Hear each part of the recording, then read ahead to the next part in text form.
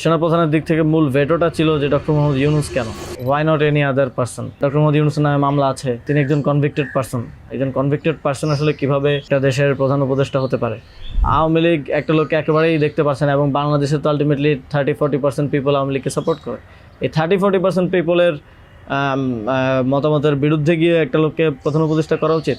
সেনাপ্রধান লাস্ট আমাদেরকে বলেছিল যে আমি বুকে পাথর চাপা দিয়ে এই সিদ্ধান্তটা মেনে নিচ্ছি। আমাদের এই দীর্ঘমেয়াদী পরিকল্পনাটা করতে হতো যে যখন থেকে আমরা ফার্ম ছিলাম যে শেখ হাসিনাকে চলে যেতে হবে, তারপরে কি হবে? আমরা তো আর শেখ হাসিনা চলে যাওয়ার পরে দেশটাকে ছেড়ে দিতে পারি না। তো এই জায়গা থেকে আমরা দেখা যায় যে এই চিন্তাটা আস্তে আস্তে আসতে থাকে, কিন্তু ওই সময়টাতে আসলে এটা বিশ্বাস করাও কঠিন ছিল যে 5 তারিখের মধ্যেই হয়তো হয়ে যাবে। আমাদের তো এমনকি সশস্ত্র অভ্যুত্থানের প্রস্তুতিও ছিল। 5 তারিখ যদি আমরা সফল না হতাম, হয়তো আমরা অস্ত্র তুলে নেওয়ার ঘোষণা দিতাম, এবং নাহিদ ভাই ভিডিও বার তো রেডি রেখেছিল, আমিও কি ঘোষণা দিব সেটাও রেডি ছিল। তবে এর আগে আমরা এটা অনুভব করি যে পরবর্তীতে আমরা আসলে দেশটার আসলে কি হবে শেখ হাসিনা চলে যাওয়ার পরে। সেই জায়গা থেকে মানে এটা কোনো কালেকটিভ ডিসিশন এরকম ছিল না, এমন না যে আমরা মিটিং করে ডিসিশন নিয়েছি যে ডক্টর ইউনূসকে প্রধান উপদেষ্টা বানানো হবে বা এরকম কিছু। তখন আমার মূলত যোগাযোগ হয় ইয়ের সাথে, যে যোগাযোগ হচ্ছিল আমেরিকান এম্বাসির কয়েকজনের সাথে। এর পাশাপাশি হচ্ছে সাবেক ছাত্রদলের এক বড় ভাই আছেন শামীম ভাই, উনি মিরপুরে অর্গানাইজার হিসেবে খুব ভালো ভূমিকা পালন করছিলেন। তো ওনার সাথে আমার যোগাযোগ হচ্ছিল। উনি মূলত ওনার যোগাযোগটা ছিল মূলত মুশফিকুল ফজল আনসারি ওনাদের সাথে আর কি। তো ওনার মাধ্যমে আমার ডক্টর আলী রিয়াজ, তারপর হচ্ছে বদির আলম মজুমদার স্যারদের সাথে যোগাযোগ হয়। ওনাদের সাথে আমি কথা বলি। 1 তারিখ যখন আমরা আমাদেরকে ডিবি থেকে ছেড়ে দেওয়া হয়, সেদিন প্রাথমিক কথা হয়, কিন্তু 2 তারিখ মূলত আসল কথাবার্তা শুরু হয়। ওনাদের সাথে কথা বলে এবং ওনাদেরকে তখন আমি জিজ্ঞেস করছিলাম যে ডক্টর মোহাম্মদ ইউনূস কি আসবেন কিনা যদি আমরা আহ্বান করি। তো সবার একটা কমন কথা ছিল উনি আসবেন না, কারণ ওনাকে এর আগেও তো অনেকবার চেষ্টা হয়েছে আহ্বান করার। ওই 24-এর নির্বাচনের আগেও একটা আলোচনা ছিল, এবং এর আগেও 19 সালের দিকে একটা আলোচনা ছিল। এর আগেও যখন তত্ত্বাবধায়ক সরকার ছিল তখনও ওনাকে আনার চেষ্টা করা হয়েছিল, বাট উনি সবসময় পলিটিক্যালি থেকে রিফিউজ করেছেন, দূরে থাকতে চেয়েছেন। তো আলী রিয়াজ স্যারও আমাকে বললেন, বদির আলম মজুমদার স্যারও বললেন যে উনি আসবেন না, আরও যাদের সাথে কথা হচ্ছিল উনি রাজি হবেন না, এই ধরনের একটা কথা ছিল। বাট আমি সরাসরি ওনার সাথেই কথা বলতে চাই, এবং তখন হচ্ছে শামীম ভাই আমাকে ওনার বর্তমান যে এপিএস সাব্বির ভাইয়ের নাম্বার দেন। তো সাব্বির ভাইয়ের সাথে যোগাযোগ করার পর সাব্বির ভাই আমাকে বলেন যে আমি তো স্যারের সাথে নাই। তো স্যারের সাথে মঈন চৌধুরী নামের একজন তখন স্যারের প্রাইভেট সেক্রেটারি হিসেবে কাজ করছিলেন। তো সাব্বির ভাই আমাকে মঈন চৌধুরীর নাম্বার দেন। মঈন চৌধুরীর সাথে আমি যোগাযোগ করি 2 তারিখ কি 3 তারিখ হবে, এবং ওনার সাথে আমার কথা হয়। এবং উনি তখন বলছিলেন যে স্যারের একটা ছোটো সার্জারি আছে। স্যার তখন ফ্রান্সে ছিলেন। তো সার্জারি আছে, এবং পরবর্তীতে আমি ওনাকে মেসেজগুলো ক্লিয়ার করার চেষ্টা করি যে আমরা চাচ্ছি এমনটা। তো উনি স্যারের সাথে কথা বলেন। স্যার আমাদেরকে পরে একটা মেসেজ পাঠান যে তোমরা যেটা করতেছো আমি তোমাদের সাথে আছি আর কি। এটা হচ্ছে 2 তারিখের দিকে স্যার একটা মেসেজ আমাদেরকে পাঠান থ্রু মঈন চৌধুরী, কিন্তু তখনও কথা হয়নি। স্যারের সাথে আমার প্রথম কথা হয় হচ্ছে, মানে আমি বারবার ইনসিস্ট করছিলাম সরাসরি কথা বলতে, কারণ সবাই অনুৎসাহিত করতেছে যে স্যার আসবেন না, আদার অপশনস দেখার জন্য, প্রধান উপদেষ্টা হিসেবে অন্য কাউকে দেখার জন্য অনেক নামও আসতেছিল, অনেক নামও সাজেশন আসতেছিল। কিন্তু আমার চিন্তাটা ছিল যে আমাদের যে অর্থনৈতিক ভঙ্গুর পরিস্থিতি, তারপরে একটা বিশেষ পরিস্থিতিতে আমরা সরকার গঠন করলে সেটার জাতীয় আন্তর্জাতিক যেই স্বীকৃতির ব্যাপার আছে, এগুলো আসলে ডক্টর মোহাম্মদ ইউনূস ছাড়া পসিবল হবে না।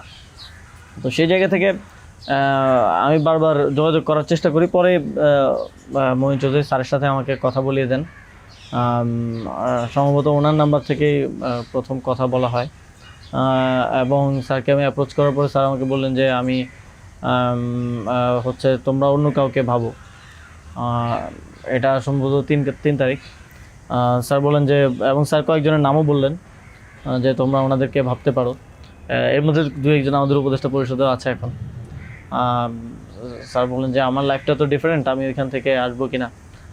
এবং উনি বলেন যে তাহলে আমি যখন বললাম যে স্যার আপনাকে ছাড়া হবে না, আপনাকে আসতেই হবে, তখন উনি বললেন যে আমি ভেবে দেখি, তোমরাও ভাবো, যদি আদার কোনো বেটার অপশন পাওয়া যায় তাহলে তোমরা ভাবো, আর আমিও ভেবে তোমাদেরকে জানাবো। তো 3 তারিখ তো অনেক কিছু আনসার্টেন ছিল, এক দফা শুধু ঘোষণা হয়েছে, কবে পতন হবে, কবে আসবে, এটা আনসার্টেন ছিল। তো আমার মনে হয় এটাও ডিসিশন নেওয়ার ক্ষেত্রে একটা বাধা ছিল সে সময়। কিন্তু আমি যথেষ্ট, আমার মনে হচ্ছিল যে উনি ডিনাই করলেও he is to some extent positive, যেটা বাকিদের থেকে আসতেছে যে একেবারেই আসবে না এরকম। আসিফ স্যারও বলতেছিল যে আসবে না স্যার, রাজি হবে না। তো আবার আমার মনে হচ্ছিল যে এই লোকগুলো তো সবাই স্যারকে পার্সোনালি চেনে, তো ওনারা বলতেছে, কিন্তু আমরা ইনসিস্ট করি, আমি ইনসিস্ট করি, এবং আমি তখন আসলে বাকিদেরকে জানিয়ে রাখছিলাম যে আমার স্যারের সাথে যোগাযোগ হচ্ছে। তখন এটা কোনো কালেকটিভ ডিসিশন ছিল না যে ওনাকে আমরা প্রধান উপদেষ্টা করব। আমি নাহিদ ভাই, মাহফুজ ভাইদেরকে জানিয়ে রাখি যে আমার ওনার সাথে যোগাযোগ হচ্ছে, দেখি এটা কোথায় যায়। আর সবার কাছেই তো তখন সময়টা আনসার্টেন ছিল যে কখন পতন হবে, কখন সরকার হবে। এটা অনেক ফার সাইটেড আসলে বিষয় ছিল ওই সময়টাতে, কারণ আমাদের মনে হচ্ছিল না যে 5ই আগস্ট পতন হবে, আমাদের মনে হচ্ছিল যে আরও হয়তো দীর্ঘ সময় আমাদের লড়াই করতে হতে পারে। ইভেন সব ধরনের সম্ভাবনাই ছিল, এটা একটা গৃহযুদ্ধের দিকে যাওয়ার পরিস্থিতিও ছিল ওই সময়টাতে। তো পরবর্তীতে যখন এরপরও স্যারের সাথে আমার কমিউনিকেশন, স্যারের টিমের সাথে কমিউনিকেশন চলছিল। 5 তারিখ মূলত স্যারের সাথে আবার কথা হয়। মহিন চৌধুরীর সাথে রেগুলারই কথা হচ্ছিল, প্রতিদিন 2-3 বার কলে কথা বলছিলাম। 5 তারিখ স্যার যখন সার্জারিতে ঢুকবেন, ঢোকার আগে হচ্ছে কথা হয়, যখন শেখ হাসিনা পালিয়ে গেল সন্ধ্যায় আমরা চ্যানেল 24-এর অফিসে। তখন আমি স্যারের সাথে কথা বলতে চাই যে এখন তো পতন হয়ে গেছে, এখন একটা ডিসিশনে আসতে হবে। তো তখন মহিন ভাই স্যারের সাথে আমাদেরকে কলে যুক্ত করেন। তো চ্যানেল 24 অফিসেই নাহিদ ভাই আর আমি আমার ফোন থেকে লাউডস্পিকারে স্যারের সাথে কথা বলি। তো স্যারকে আমরা বলি যে স্যার এখন একটা ডিসিশন আসতে হবে, আর স্যারও সার্জারিতে চলে যাচ্ছিলেন তারপরে ডিসিশন দেওয়াটা। তো স্যার এক ধরনের তখন মনোসম্মতি দিলেন যে আমি আসব। আর এর মাঝে তো 2 দিন স্যারও আলোচনা করেছেন বিভিন্ন পর্যায়ে, আমি আসবো, তবে বিস্তারিত কথা বলার আগে তোমরা কোথাও এটা অ্যানাউন্স করো না আর কি। তো এই আলোচনাটা হওয়ার পরে আমরা, অনেকগুলো বিষয় ছিল ডিসকাস করার মতো, আলোচনাটা হওয়ার পরে আমরা চ্যানেল 24-এর অফিসে প্রেস ব্রিফিংটা করি সেদিন রাতে, এবং সরকারের রূপরেখাটা কী হবে সেখানে ঘোষণা করি, একটা অন্তর্বর্তীকালীন জাতীয় সরকার ঘোষণার কথা বলি। এছাড়াও আরও রূপরেখাগুলো বলি যে রাজনৈতিক অংশগ্রহণ, তারপর সিভিল সোসাইটি, তারপরে অভ্যুত্থানের নেতৃত্বের অংশগ্রহণ, এই পলিসিগুলো আমরা সেখানে ঘোষণা করি। স্যারের নামটা ঘোষণা করা হয়নি। সেদিন রাতে স্যারের সাথে আবার চূড়ান্ত কথা হয়, রাতের আনুমানিক 12:30 থেকে 2টা-2:30 পর্যন্ত প্রায় 2 ঘন্টা স্যারের সাথে নাহিদ ভাই আর আমার কলে কথা হয়, এবং সেখানে আমরা বিস্তারিত বিভিন্ন বিষয়গুলো আলোচনা করি, এবং স্যারের কিছু কনসার্ন ছিল সেগুলো আমরা ডিসকাস করি যে এটা আবার 1-11 মতো একটা সরকার হবে কি না, মানে আমরা ক্ষমতায় বসবো কিন্তু পেছন থেকে আর্মি আমাদেরকে চালাবে কিনা, অথবা অন্য কেউ আমাদেরকে ডিক্টেট করবে কিনা। স্যারের কনসার্ন ছিল এটা। স্যারের কনসার্ন ছিল যে আমি আসলে আমাকেই স্বাধীনতাটা দিতে হবে, আমি আসলে এটা আর্মি রান করবে কিংবা পেছন থেকে কেউ রান করবে, এটা হলে আমি আসবো না। তো আমরা স্যারকে বলেছি যে আমাদের পজিশনে এটাই, যে গভর্নমেন্ট যদি আমরা ফর্ম করি, গভর্নমেন্ট স্বাধীনভাবে কাজ করতে হবে, এবং এখানে সেনাবাহিনী কিংবা অন্য কোনো অথরিটি যদি হস্তক্ষেপ করতে চায়, সেক্ষেত্রে আমরা মাঠ থেকে সেটাকে চ্যালেঞ্জ করবো আর কি। তো এই ধরনের একটা নিশ্চয়তা স্যারকে আমরা দিই আমাদের এন্ড থেকে। তারপর এক ধরনের কথা হয় যে উপদেষ্টা পরিষদ কেমন হবে, স্যার আমাদেরকে বলেন যে তোমরা ঠিক করো, আর স্যার কিছু সাজেশন দেন। স্যারের টিম থেকে 6 তারিখ সম্ভবত প্রায় 5 তারিখ রাতেই 23-24টা নাম আসে আমার কাছে।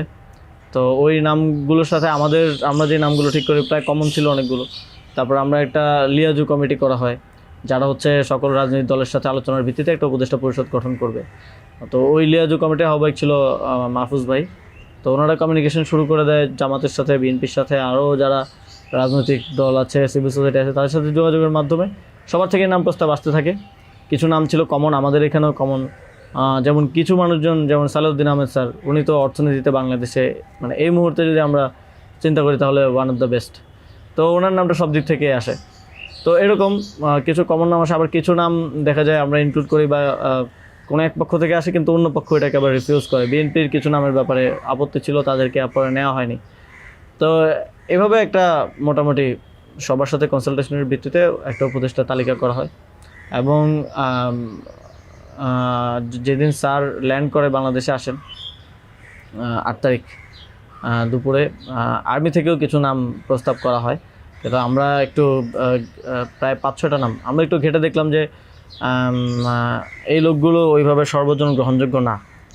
এবং আরেকটা সমস্যা হচ্ছে তাদের অনেকেরই হয় না যে সফট আওয়ামী লীগ অ্যান্ড আওয়ামী লীগের সিভিল সোসাইটি হিসেবে পরিচিত, অথবা তাদের ব্যাকগ্রাউন্ডটা একজন আর্মি অফিসিয়ালসের নাম ছিল সেখানে, এক্স আর্মি অফিসিয়ালস। তার ব্যাকগ্রাউন্ড আমরা দেখি যে তিনি ইন্ডিয়ায় তিনি 4 বছর ছিলেন এবং 4 বছরে তিনি কয়েকটা কোর্স করেছেন সেখানে। সো আবার ওনার ব্যাপারে জনমত হচ্ছে কানেক্টিভিটি আছে। তো ওই নামগুলো আমরা কেটে দেই এবং সেখানে আর্মি কিছুটা নাকশ হয় যে এই নামগুলো কেটে দেওয়ার পরে। এবং ওই স্যারের সামনে রেখেই, কারণ স্যার ওই যখন ভিভিআইপি লাউঞ্জে স্যার ছিলেন এয়ারপোর্টে, তো স্যারের সামনে রেখে আমি আর আসিফ স্যার নামগুলো কেটে দিই যে এই নামগুলো তো আমরা দেই নাই। সেখানে আর্মি চিফও ছিলেন। তো আমাদের ইয়েটা ছিল ওইটাই যে আগের রাতে আমরা যেটা কথা বললাম যে এই উপদেষ্টা পরিষদে যদি আর্মির লোকজনই বেশি থাকে তাহলে তো এটা দিন শেষে আর্মি ব্যাগ আবার 111 টাইপ গভর্নমেন্টই হচ্ছে। সেই জায়গা থেকে আমরা এই নামগুলো নিতে চাইনি। তবে সেখানে আমরা যুক্তি দিয়েছি যে কারণ সবার প্রোফাইলটা যখন আমরা একটু ঘাটাঘাটি করেছি দেখেছি সবারই কোনো না কোনো প্রবলেমেটিক এলিমেন্ট সেখানে আছে। হয় তার কানেক্টিভিটি হিসেবে জনমত আছে, মানুষের মধ্যে গুঞ্জন আছে, অথবা তার আওয়ামী লীগের সিভিল সোসাইটি হিসেবে পরিচিতি আছে। তো এই ধরনের একটা বিষয় ছিল ওই 5-6টা নামের মধ্যে, যে কারণে আমরা সবগুলো নামই প্রায় কেটে দিই। শুধু একটা নাম আমরা রেখেছিলাম সিএসটি উপদেষ্টা যিনি আছেন, কারণ আমাদের কাছে মনে হচ্ছে ওইটা সেন্সিটিভ জায়গা এবং দেশের এরকম একটা ট্রানজিশন টার্মাল সিচুয়েশনে যেহেতু আর্মি পুরোপুরি আমাদের পার্বত্য অঞ্চলের সমস্যাগুলো ডিল করে, তো সেখানে তাদের কথাটা রাখা উচিত। সেই জায়গা থেকে ওনার নামটা আমরা রাখি, শুধু আর্মির প্রপোজাল থেকে বাকিগুলো কেটে দেওয়া হয়। তো এভাবেই একটা এবং এছাড়াও আরেকটা ইয়ে ছিল যে 6 তারিখ আর্মির সাথে আমাদের একটা বৈঠক হয়, 3 বাহিনী প্রধান তারপর রাষ্ট্রপতি, প্রায় 4 ঘন্টার একটা বৈঠক হয়। যেটার মূল কথাটা ছিল যে সেনাপ্রধানের দিক থেকে মূল ভেটোটা ছিল যে ডক্টর মোহাম্মদ ইউনূস কেন, why not any other person. তো আমরা আমাদের জায়গায় অ্যাডামেন্ট ছিলাম, বিকজ আমরা তো 5 তারিখ রাতেই ঘোষণা দিয়ে দিয়েছি যে doctor Mohammad Yunus will be the chief adviser of the next interim government. এবং সেটা এক ধরনের বৈপ্লবিক কায়দায় আমরা ভিডিও বার্তা দিয়ে ঘোষণা দিয়ে দিয়েছি, আমরা কোনো নিয়মের কিংবা সংবিধানের তোয়াক্কা সে সময়টাই করে নেই। কিন্তু উনি বারবার বলার চেষ্টা করছিলেন যে ডক্টর মোহাম্মদ ইউনূসের নামে মামলা আছে, তিনি একজন কনভিক্টেড পার্সন আসলে কীভাবে হতে পারে, একটা দেশের প্রধান উপদেষ্টা হতে পারে। তো আমরা যখন এগুলো ডিবাঙ্ক করতেছিলাম কথাগুলোকে যে এগুলো তো আওয়ামী লীগের সময়ের পলিটিক্যালি মোটিভেটেড মামলা, এই মামলা তো দেখা গেছে সবার নামে পাওয়া যাবে, আমাদের নামেও আছে। তো এটা বলার পর আবার ওনারা আরেকটা কথা বললেন যে সোসাইটির একটা বড় অংশ তো আসলে ওনাকে হেট করে, এবং বড় অংশ বলতে উনি তখন সরাসরি বলেছেন যে আওয়ামী লীগের অন্তর্বর্তীকালীন সরকারটা তো সবার কাছে গ্রহণযোগ্য হতে হবে। এখন আওয়ামী লীগ তো ডক্টর মোহাম্মদ ইউনূসকে 2 চোখে দেখতে পারে না, একদম অপছন্দ করে। তো এখন এই আওয়ামী লীগ একটা লোককে একেবারেই দেখতে পারছে না, এবং বাংলাদেশে তো আলটিমেটলি 30-40% পিপল আওয়ামী লীগকে সাপোর্ট করে। এই 30-40% পিপলের মতামতের বিরুদ্ধে গিয়ে একটা লোককে প্রধান উপদেষ্টা করা উচিত। তো আমরা তখন বললাম আওয়ামী লীগ এমন কিছু না যেটা নিয়ে এখন আমাদের কনসার্ন হওয়া উচিত। আওয়ামী লীগকে আমরা পরাজিত করেই এই প্ল্যাটফর্মে আসছি, এখানে আমরা বসছি। আওয়ামী লীগ কি চাইলেও না চলে এটা এখন আর ম্যাটার করে না কোনোভাবেই। কিন্তু উনি বারবার এই কথাটা ঘুরে ফিরে বলতেছিলেন যে এই সরকার তো একটা নির্বাচন আয়োজন করবে, এই জন্য বিএনপি আওয়ামী লীগ সবার কাছে এই সরকারের গ্রহণযোগ্যতা থাকা প্রয়োজন। আওয়ামী লীগ তো প্রধান ডক্টর মোহাম্মদ ইউনূসকে একেবারেই দেখতে পারে না, ওনাকে আওয়ামী লীগ মেনে নেবে না উনি আসলে। কিন্তু আমাদের কথা ছিল যে আওয়ামী লীগ তো এখন আর এই মুহূর্তে ডিসিশন মেকিংয়ে আওয়ামী লীগ ম্যাটার করে না। একটা গণহত্যা ঘটনার পরে সে কি ভাবলো বা তার কি পজিশন, দ্যাট ডাজন্ট ম্যাটার। আর এরপরও ওনারা নানা ধরনের যুক্তি দিতে পারে, এবং শেষে 4 ঘন্টা এই বিষয়ের উপরে ডিসকাশন হয়। 4 ঘন্টা, আধা ঘন্টা হয়তো অন্যান্য ইস্যুস নিয়ে ডিসকাস হয়েছিল, বাট 4 ঘন্টা প্রায় 3.5 ঘন্টা এই ইস্যু নিয়ে ডিসকাস হয়। তো এখানে আসছিলাম আমি, নাহিদ ভাই, মাহফুজ ভাই আর নাসির ভাই। আর বাকি আমাদের সাথে যারা ছিল তারা বাইরে অপেক্ষা করছিল। আসিফ স্যার ছিল, তারপরে তানজিমুদ্দিন স্যারও ছিল, আরও সমন্বয়িকা ছিলেন আরও 10-12 জন, সবাই বাইরে অপেক্ষা করছিল আর কি এই 4 ঘন্টা। তো তারা বারবার 2বার হচ্ছে বিরতি দিয়ে আমাদেরকে আবার ভাবতে বলে আবার চলে যেত, আবার এসে আবারও একই জায়গা থেকে কথা শুরু করতো। মানে আমরা বুঝতে পারছিলাম যে ডক্টর মোহাম্মদ ইউনূসকে এখানে এস্টাবলিশমেন্ট কোনোভাবেই চাচ্ছে না। আর আমাদের কথা ছিল আমরা ঘোষণা দিয়ে দিছি, এবং আমরা এক ধরনের হুমকি সুরে সেখানে বলি যে যদি এটা রাষ্ট্রীয়ভাবে না হয়, যদি রাষ্ট্রপতি ঘোষণা না দেয় ডক্টর মোহাম্মদ ইউনূসকে প্রধান উপদেষ্টা হিসেবে, তাহলেও আমাদের কিছু যায় আসে না, কারণ আমরা অলরেডি ঘোষণা দিয়ে দিয়েছি। আমরা আমাদের তৈরি করা উপদেষ্টা পরিষদ নিয়ে শহীদ মিনারে গিয়ে শপথ নিব। এই হুমকিটা দেওয়ার পরে তারা একটু মানে নড়েচড়ে বসে, এবং তারা গিয়ে রাষ্ট্রপতির সাথে ডিসকাস করে আসে। এবং সেনাপ্রধান লাস্ট আমার মনে পড়ে আমাদেরকে বলেছিল যে আমি বুকে পাথর চাপা দিয়ে এই সিদ্ধান্তটা মেনে নিচ্ছি। এবং তো আমাদের জায়গাটা ছিল খুবই রিজেক্ট, যে ডক্টর মোহাম্মদ ইউনূসকে না আনতে পারলে এখানে একটা শক্ত সরকার গঠন করা পসিবল হবে না। এবং আর্মির যেই মোটিভেশন ছিল, এটা আবার 1-11 মতো একটা সরকার গঠন করার তাদের মোটিভেশন ছিল। যখন তারা নামগুলো দেয়, 6টা-7টা উপদেষ্টার নাম দেয়, তখন এটা বোঝা যায়, এবং ডিকটেট করার এক ধরনের। তো আমরা যদি এখানে অন্য কাউকে নেই যার পার্সোনালিটি এত স্ট্রং না, তাহলে আলটিমেটলি আমরা আসলে অন্য কারো দ্বারাই পরিচালিত হব, ড্রিভেন হব। এই সরকারটা আত্মনির্ভরশীল একটা স্বতন্ত্র সরকার হতে পারবে না। তো তারপর তো ঘোষণা দেয়, রাষ্ট্রপতি ঘোষণা দেয় ডক্টর মোহাম্মদ ইউনূসকে প্রধান উপদেষ্টা হিসেবে 6 তারিখে, এবং 8 তারিখ হচ্ছে পরবর্তী উপদেষ্টা পরিষদটা গঠিত হয়। 8 তারিখ শপথ অনুষ্ঠানটা হয়। স্যার যখন সার্জারি শেষ করে দেশে আসেন, তারপর ওই দিন সন্ধ্যায় সরকারটা গঠিত হয়।